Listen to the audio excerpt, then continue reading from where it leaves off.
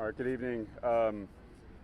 So the plight of migrants seeking refuge is always a humanitarian crisis, but tonight we are dealing with a horrific human tragedy.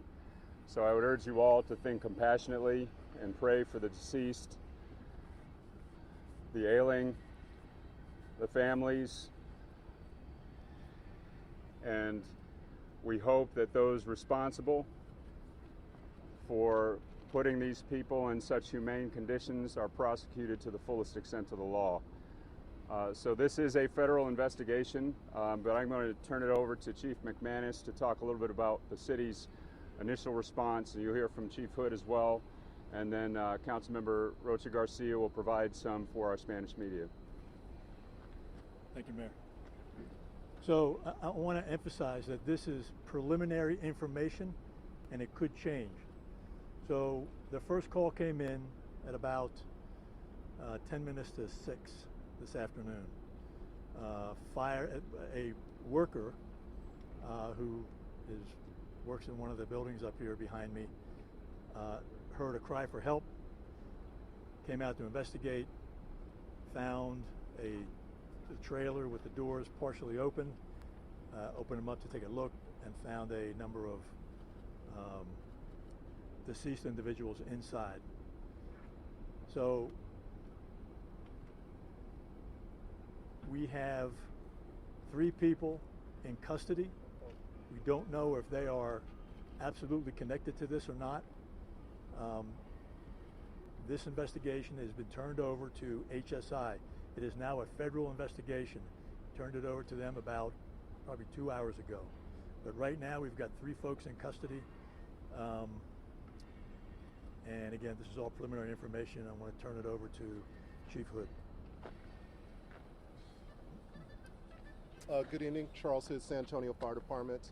Approximately 6 this evening, San Antonio Fire Department responded to 9600 Quintana Road for a report of a dead person. Engine 52 arrived and found the trailer, as Chief McManus mentioned, with a body outside and several that they could visibly see inside once the doors were opened. At this time, we have processed approximately 46 bodies that have been triaged and tagged and declared deceased at this time. Fortunately, we were able to transport 16 people. 12 of those are adults and 4 pediatric. All of them were conscious at the time upon transportation. First patient was transported at 7 minutes after 6, with the last one being transported at 6:57. So a mass casualty with the triage involved, it went very smoothly and very quickly. The patients that we saw were hot to the touch.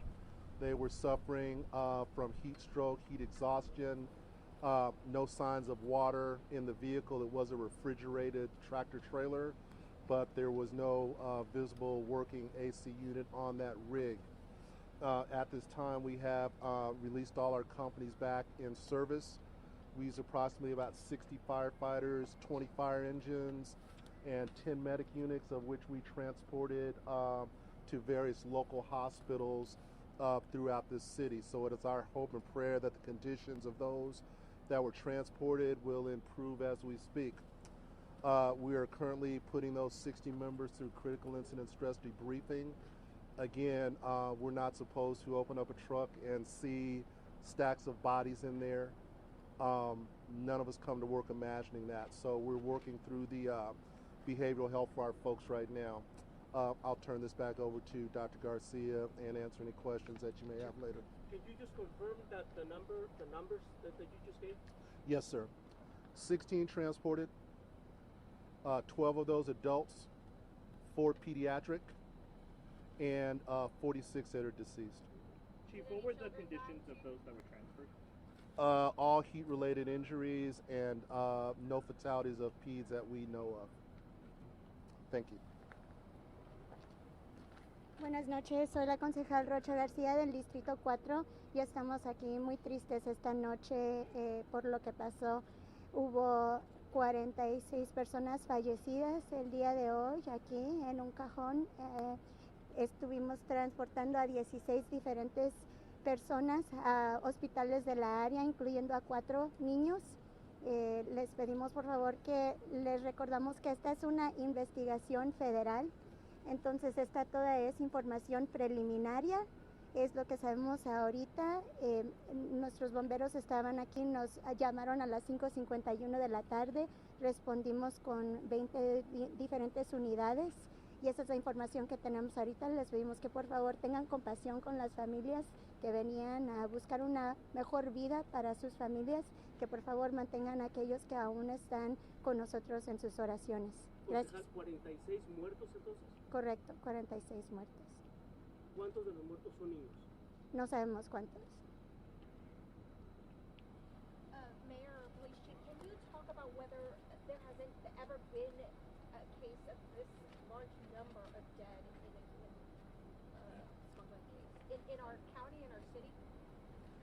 No, there is not. This is the largest that's been in this city as far as I can recall. Can you clarify whether these 3 people in custody, were they drivers? Were they among the group? Yeah, I'm not going to get into that because it's now a federal investigation that's in HSI's ballpark right now. Is SAPD assisting the feds in looking for anyone at this point? We offered any kind of assistance that they needed. They are handling it by themselves right now. Do you know where these were coming from, where they were going? And we heard some reports of people maybe seeing some of these folks, individuals running. No, we came across this truck after the call came in. Concejal, ¿me puede dar un mensaje para las familias en nuestros países que se van a enterar de lo que pasó con sus seres queridos, por favor? Sí, bueno, les ofrecemos nuestras más sinceras condolencias. Sabemos que estas familias venían para darle una oportunidad nueva a sus familias. La ciudad de San Antonio es conocida como una ciudad con mucha compasión, entonces a todos nos apena mucho que haya pasado esto aquí en la ciudad, pero a las personas que aún sobreviven, que están en los hospitales, los estamos asegurando que van a estar tratándolos con la caridad más merecida que se merecen unas personas que han sufrido tanto. Mayor, could you talk about could you what, tell the condition of the people that have been sent to the hospital, what state they're in, how bad it was? Do you have some that are just, that are all right? You know, all of them that left in our ambulances, we're very hopeful that they're going to survive. In a triage situation like this, we made sure that everyone that we came across, all those 46, we put them on a 12-lead monitor to make sure that there were no signs of life, no electrical activity whatsoever. We found that in them, but the ones that we did transport, we do hope that they're all going to survive. They were, again, suffering from heat exhaustion, heat stroke, the same things that any of us would get if we're out in the elements for a long period of time without any water. But again, we're hopeful that they're all going to survive. A couple of the P's that we sent off last, again, they were conscious and alert, but just, again, very weak. None of these people were able to extricate themselves out of the truck. So they were still in there awaiting help when we arrived. Were there Chief, any when you air say that they holes in weren't the able to- truck or anything like that?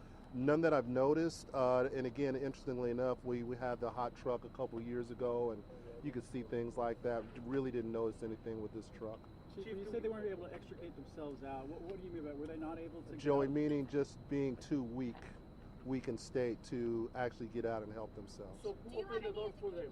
Do we know how they got out? The ones that they found on the ground? Some got out, again, but we don't know all of that. But again, the majority of people that we transported, we helped them out and made sure they were transported to appropriate facilities. Do you have any idea how long they had been in there based on what their, No, I don't have any idea at this time. what are the ages of the pediatric treatment? I don't know. We're checking on that. And again, I don't want to be too specific on that, but they are, you know, teenagers, young adults that we found.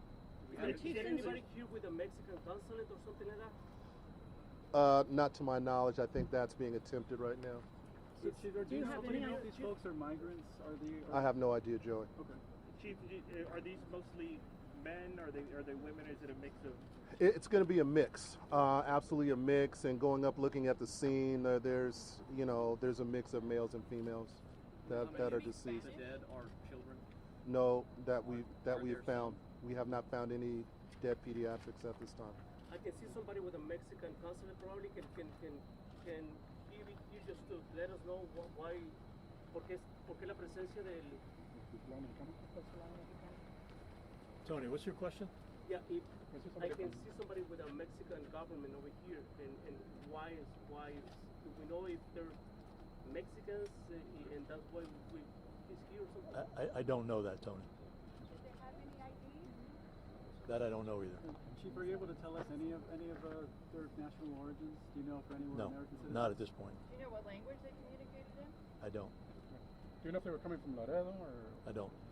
When the truck was found, it was on the side of the road, but the three suspects that are in custody were still there. So, did you think that it just? Actually, they weren't. So, Okay. but beyond that, I'm going to leave it vague. Okay. Again, this is an HSI federal investigation right now, and beyond the general details of what happened and who was injured, how many were injured, we're not going to go into anything further than that. And is HSI already on the ground? Or HSI was here probably 3.5 hours ago, and Mayor. we spoke, and within about 45 minutes after that, they took over the investigation. Chief, are you confident that everybody who was in the truck has been accounted for? There's no. No, I'm not. We had our canines out here going through the woods, and we may have to do that again tomorrow in the light of day. So is there any indication as to how many people were at one point in that truck? No. I have a question for the mayor. Mayor, a couple of years ago, the city of San Antonio had an office helping migrants, just giving water. We noticed that there is a lot of them now, kind of stopping in Travis Park. Is there any idea to redo the same thing or not, maybe? Yeah, we have been working to assist migrants who are here seeking asylum, as we have throughout the year, every year. We know that there's been increasing volumes over the last 6 months, 12 months related to the policies. But our work again is to provide humanitarian assistance. This is a far different situation than what we see.